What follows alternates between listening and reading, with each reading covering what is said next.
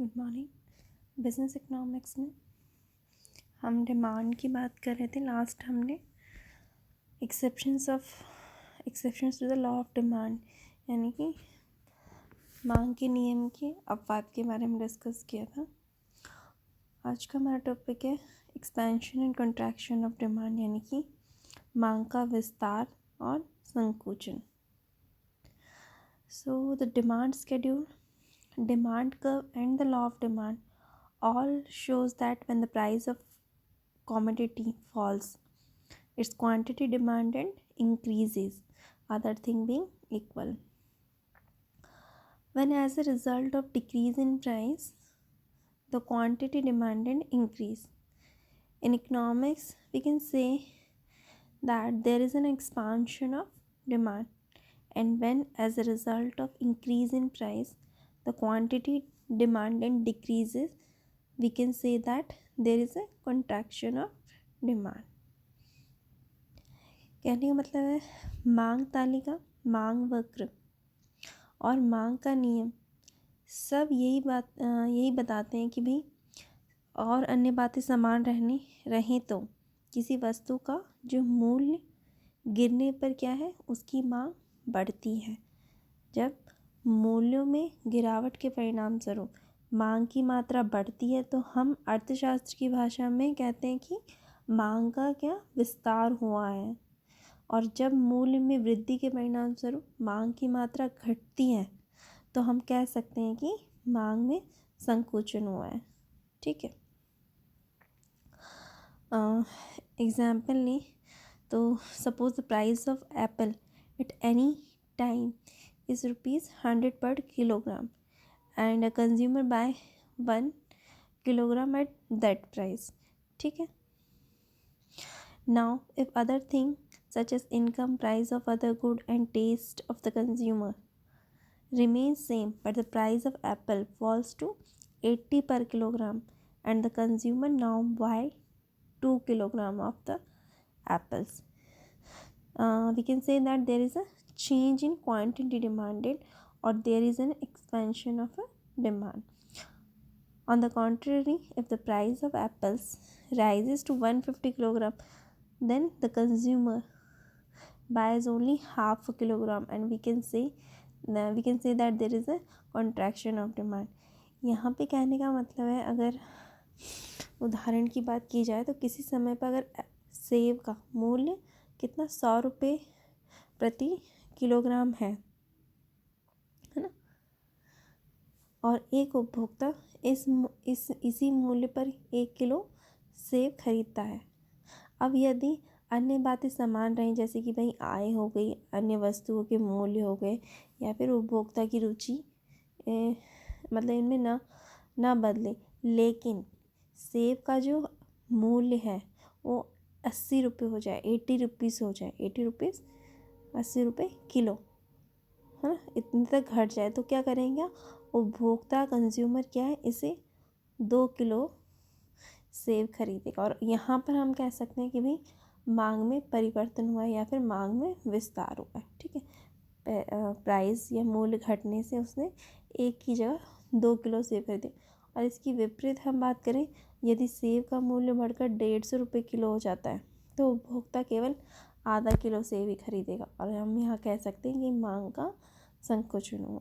ठीक है, तो ये हमारा हो गया मांग का विस्तार और संकुचन, expansion and contraction of a demand. ठीक है, नेक्स्ट है इसमें हमारा increase and decrease in demand यानी कि मांग में वृद्धि तथा कमी। तो till now we have assume that other determinants of demand remain constant when we are analyzing demand for a commodity. It should be noted that expansion and contraction of demand take place as a result of changes in the price, while all other determinants of price like income, tastes, propensity to consume and price of related goods remain constant. The other factor remaining constant means that the position of the demand curve remains the same and the consumer moves downwards or upwards on it. ठीक है,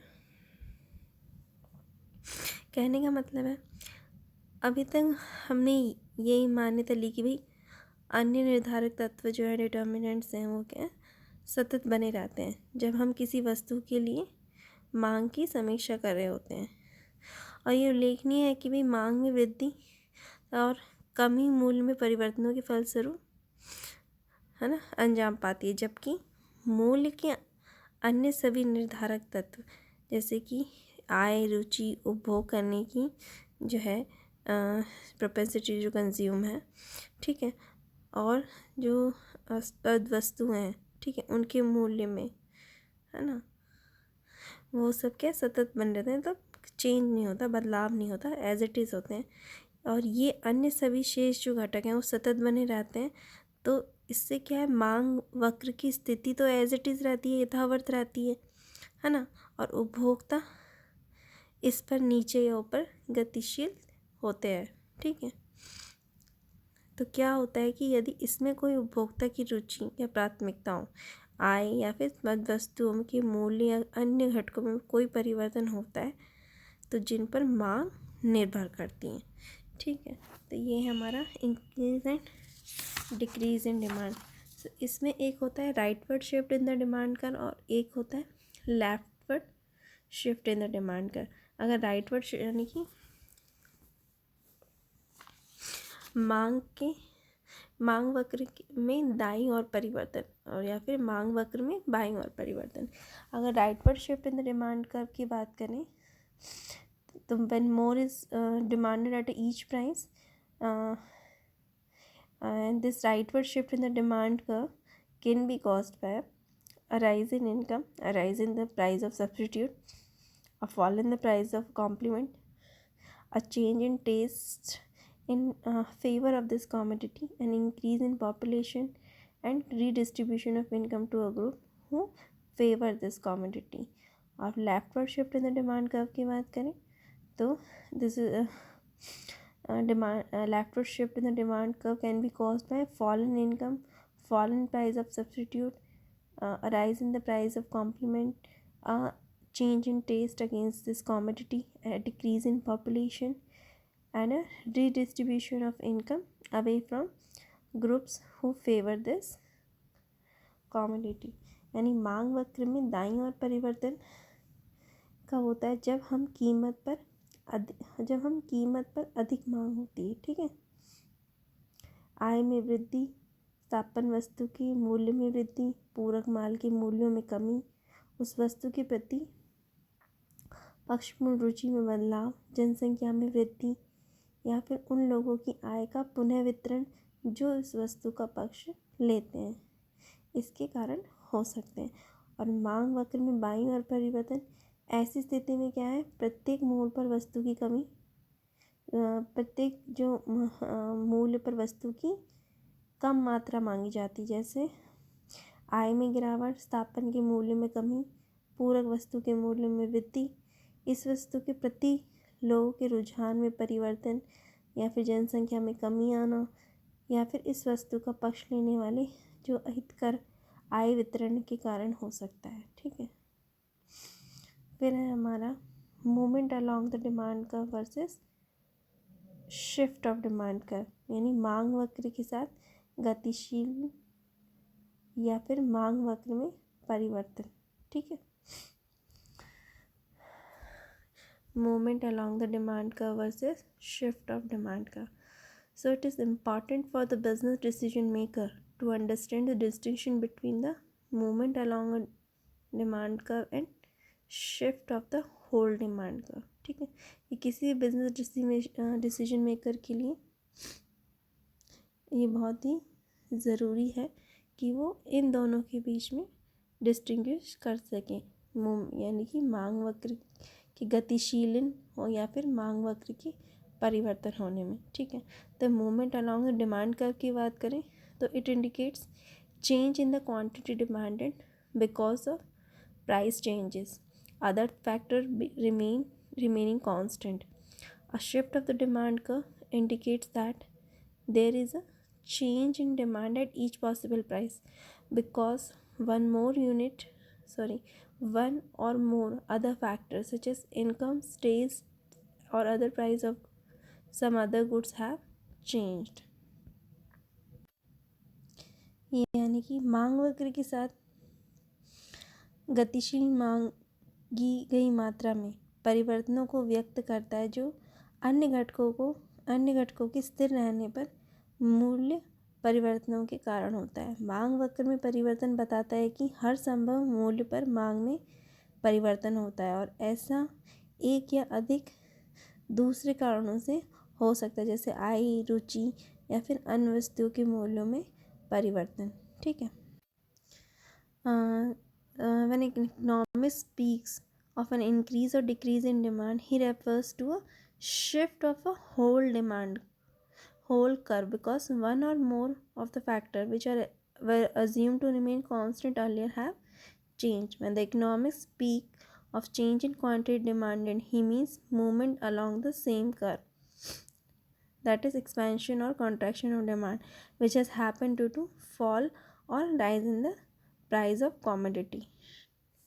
कहने का मतलब है, जब एक अर्थशास्त्री मांग में वृद्धि या कमी की बात करता है तो वो हर संपूर्ण वक्र में परिवर्तन की बात करता है और ऐसे उन एक या अधिक घटकों में परिवर्तन आने के कारण होता है जिनको पहले स्थिर मान लिया गया था।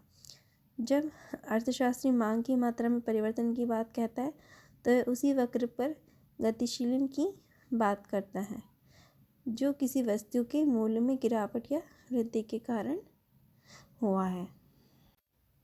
In short, change in demand represents shift of the demand curve to the right or left resulting from changes in factors such as income, tastes, price of other goods, and change in quantity demanded represent movement upward or downward on the same demand curve resulting from a change in the price of commodity.